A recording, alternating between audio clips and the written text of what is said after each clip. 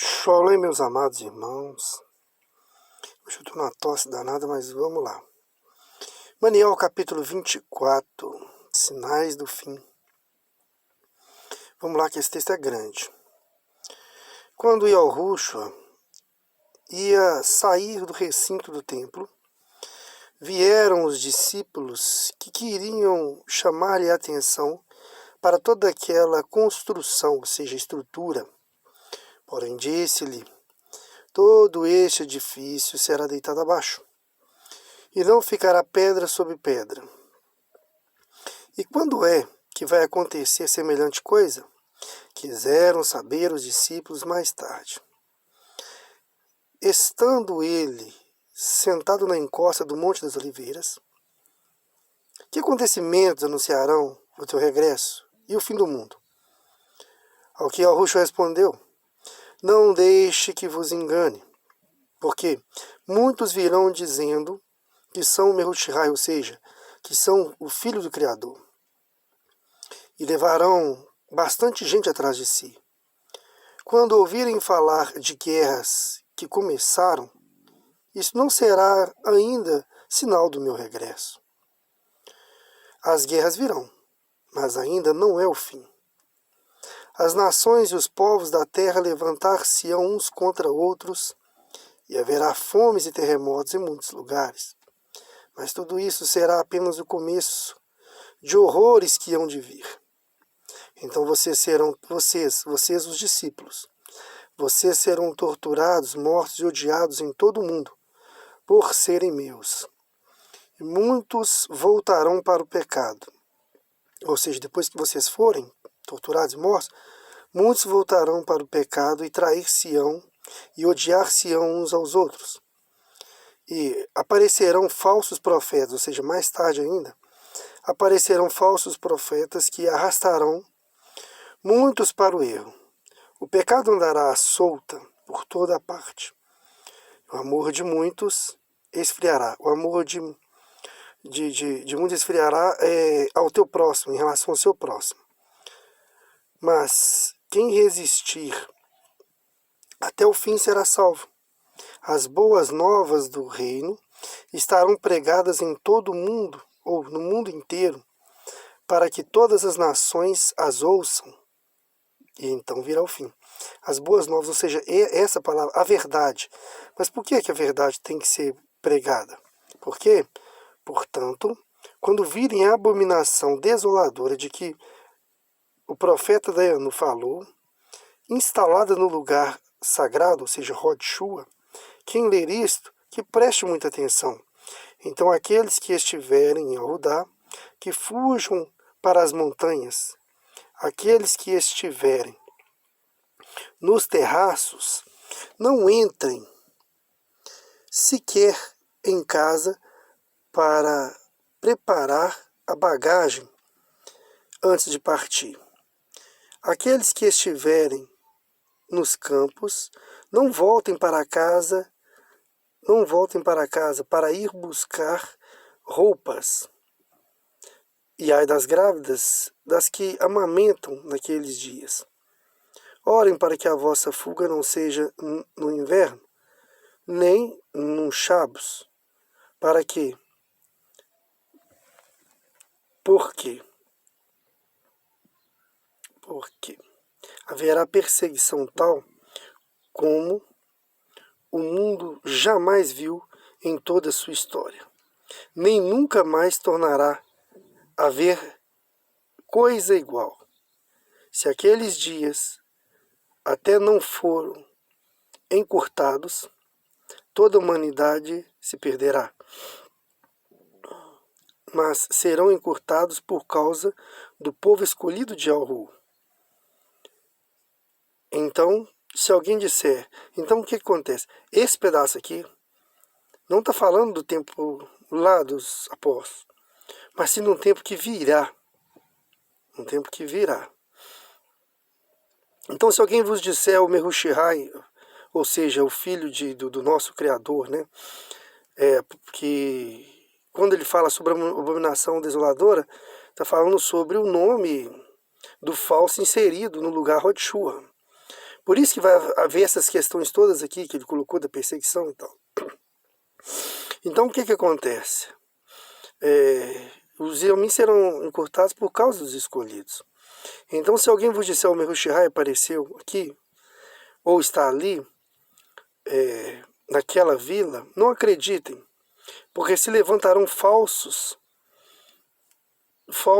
Mehushihai, falsos messias, falsos pregadores, farão milagres espantosos de tal modo que, se fosse possível, os próprios escolhidos de Alru seriam enganados. Não se esqueçam do meu aviso. Portanto, se alguém vos disser que o Mehushihai voltou e está no deserto, não se deem o trabalho de ir ver. Ou se ele está escondido em um determinado lugar, não acreditem em tal.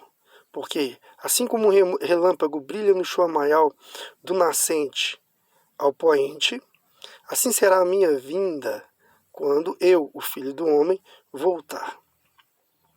Onde estiver o cadáver, aí se ajuntarão os abutres. Está falando dos falsos.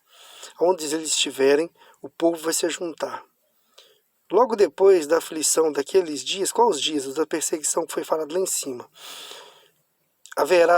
O sol ficará escuro, e a lua negra, e as cocavim cairão do Shuamayal. E as forças que suportam o universo serão sacudidas, ou seja, aquilo que Einstein fala, né, sobre aquele plano que sustenta as galáxias, como se fosse um tecido, serão sacudidos, como a dona sacode um forro de mesa. Por fim, aparecerá no Shuamayal o sinal da minha vinda, e haverá grande choro em toda a terra. E as nações do mundo ver-me-ão chegar no meio de nuvens no Shuamayal, com poder e grande rodaial. Enviarei os meus molarins com forte toque de clarim, que ajuntarão os meus escolhidos dos pontos mais distantes da terra e do Shuamayal, ou seja, daqueles que estiverem vivos aqui na terra, dos pontos mais distantes, e do Shuamayal, ou seja, aqueles que já estão dormindo no seio de Abraham. Aprendam agora uma lição com a figueira. Quando o ramo está tenro e as folhas começam a romper, sabem que o verão está perto. Assim quando virem todas estas coisas começarem a acontecer, fiquem certos de que minha vinda está muito próxima. Verdadeiramente, esta geração não passará sem que essas coisas aconteçam. Ou seja, o próprio Alruxo ia, né, ver ser pregado madeira, os próprios que estavam ouvindo ali também, os apóstolos já iriam ser perseguidos e mortos. Então, ou seja, essas coisas iriam acontecer naquela própria geração.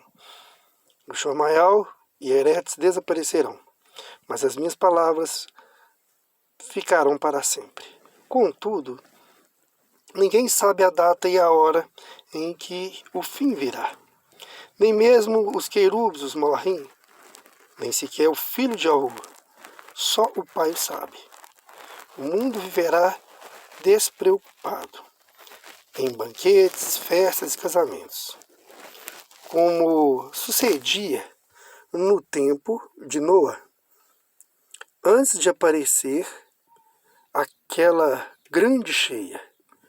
O povo não queria acreditar ao que estava acontecendo, até que veio a cheia e levou a todos. Assim também será a minha vinda. 2 homens estarão a trabalhar juntos nos campos. Um será levado e ficará outro. 2 mulheres estarão ocupadas no seu trabalho caseiro, mas uma será levada e ficará a outra. Como assim? Lá, quando ele falou sobre o Moloque dele pegar em todos os pontos mais extremos da terra, juntarão os seus escolhidos, entendeu? Então é nisso que está falando. Portanto, estejam preparados, porque não sabem quando vem o vosso morrio. Saibam isto. Um homem que sabe exatamente quando o ladrão vem, ficará alerto e não permitirá que a casa seja assaltada. Assim vocês também devem estar prontos em todo o tempo. Repito, em todo o tempo. Porque o Filho do Homem virá quando menos o esperam. Repito, quanto menos se esperar. És trabalhador sábio e leal ao seu morriú? Confiei-te a administração da minha casa e a alimentação dos meus filhos dia após dia. Portanto, abençoado serás se, quando voltar, te encontrar a fazer sempre lealmente o teu trabalho.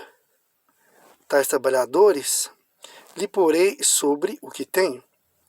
Mas se fores maus e disseres consigo próprio que o morriú não há de voltar tão depressa e começar a maltratar os teus companheiros, veja bem, ele não fala ovelhas, ele não fala apacentador, ele fala trabalhadores. Alimentar os vossos companheiros. Alimentar com quê? Com o alimento espiritual. Né? Mas maltratar os teus companheiros fazendo uma vida de luxo, ou seja, cobrando para isso, para quê? Para que o dinheiro? Para viver uma vida libertina, o teu morriú, quando chegar sem aviso e sem que o esperes, castigar-te-ás severamente e te dará condenação reservada aos fingidos, mandando-te para onde há choro e lamentos de desespero. Raulial, um excelente Shabbos a todos, um abraço.